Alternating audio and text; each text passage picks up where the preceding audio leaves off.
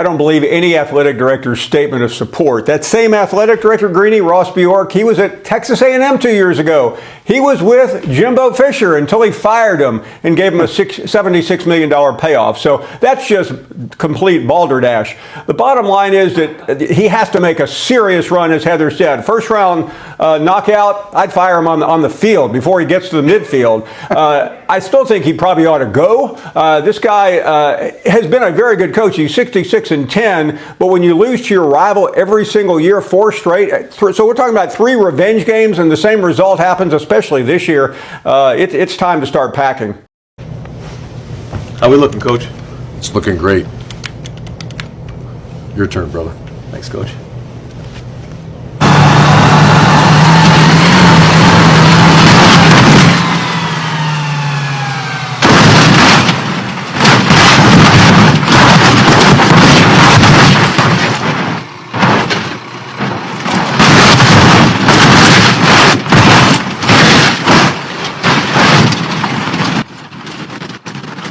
Yeah, Ryan Day, that's what I think of you as an Ohio State head coach. This is Sports Guy talking that you guys are watching and listening to.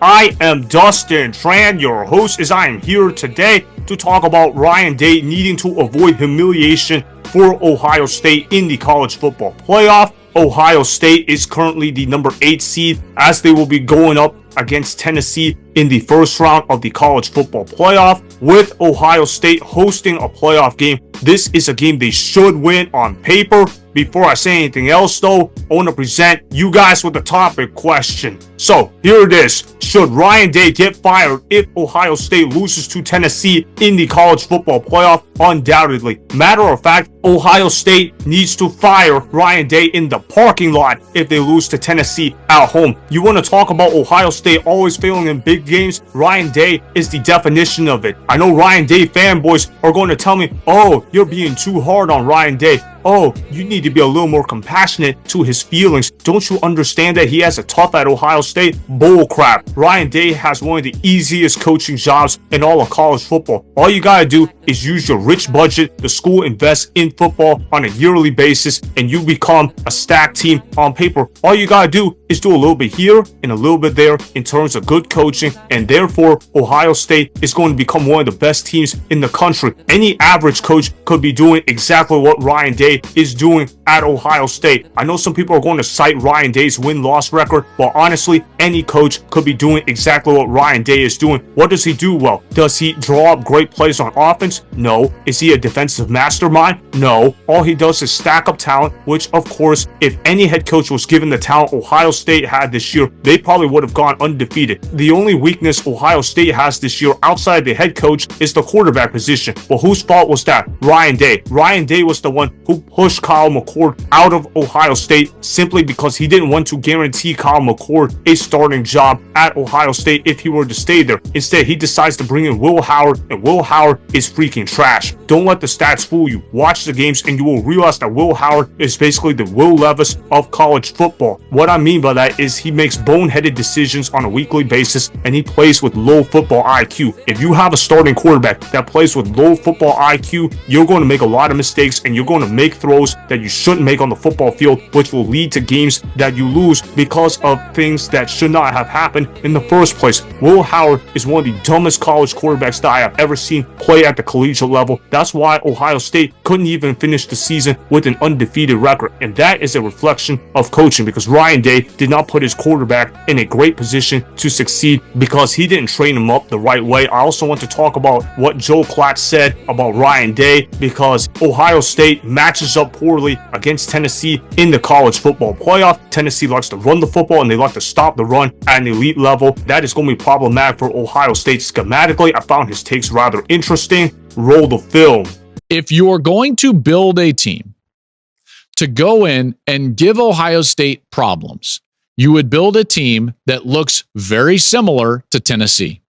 A team that is built rugged and deep on the defensive line, and a team that relies on running the football. That's exactly what Tennessee is. In fact, they're a top 10 rushing team, both defensively and offensively. That's what you want in this game. That's what you want.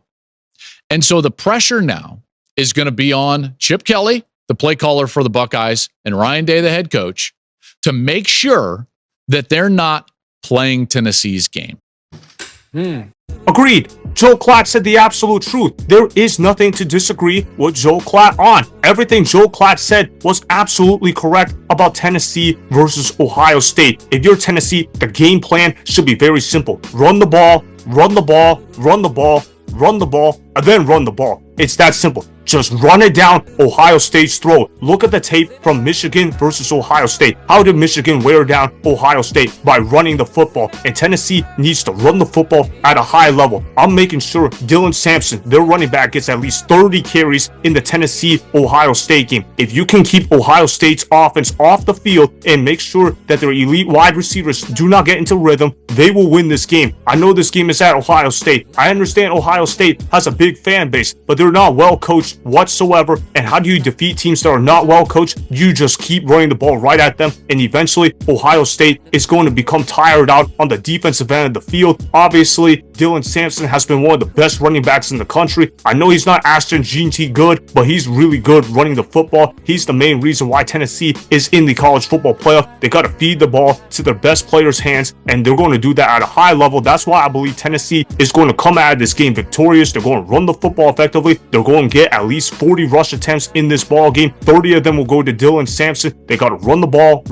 and then run the ball. I know I keep repeating myself about running the ball, but that's really what Tennessee's game plan should be. They should tell everybody that they're going to run the ball on Ohio State's throat, and they're going to do exactly that. They need to exemplify some effort, attitude, and toughness. If they can do that at a high level, they're going to wear down Ohio State, and Ohio State is not going to be ready for the physicalness of Tennessee's offense. They need to play time possession and keep Ohio State off the field. And offensively for Ohio State, I believe they're going to make some mistakes because Will Howard is not a good quarterback whatsoever. He's going to continue making mistakes for Ohio State at the quarterback position. He's going to turn over the ball twice, and that's going to lead to 14 points for Tennessee. That's going to be the difference in this game. I got Tennessee winning this game by 7 points. They're going to win by the score of 24-17. They're going to do it because they can run the football at a high level, and they're going to shut down the running game of Quinshon, Judkins, and Trey Henderson. Obviously, Ohio State can run the football at a high level, but they can't run it on the level of Tennessee. And Ryan Day is not a good coach at making adjustments in game, and it will reflect that in the college football playoff. Therefore, Tennessee is going to come out victorious, and Ryan Day needs to get fired immediately after that game, because you look at the roster of Ohio State on paper, they have way too much talent on both sides of the ball to be 10-2. And when Ohio State loses in the first round of the college football playoff, they have no one but themselves to blame. Ryan Day is the main reason why Ohio State is not living up to its current potential. They need to get rid of Ryan Day. The sooner Ohio State does that, the better off that they will be in the long term. It's really that simple. So that is why Ryan Day should undoubtedly be fired by Ohio State if he loses to Tennessee in the college football playoff. In fact, I got Tennessee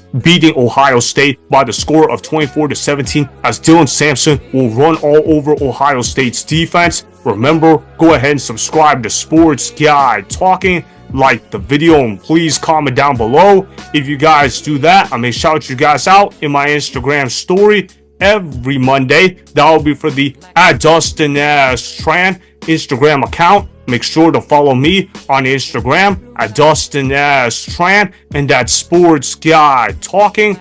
Also, go follow me on Twitter @DustinStran. Again, go ahead and do those things that I just told you guys to go do. Hopefully, you guys enjoyed the content that was just produced. Peace out. I hope you enjoyed that video. Want more Sports Guy Talking, the home of great sports content? Make sure you click that subscribe button to get the latest from Sports Guy Talking.